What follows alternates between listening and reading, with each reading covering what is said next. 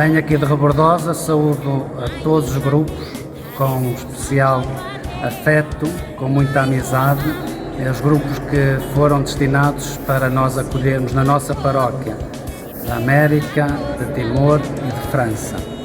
Foi com muita satisfação, com muita alegria, quando vos colocaram nas nossas paróquias da Estromil e Rebordosa para passares esta semana de pré-jornadas connosco. Sede bem-vindos e obrigado por vires para a nossa terra.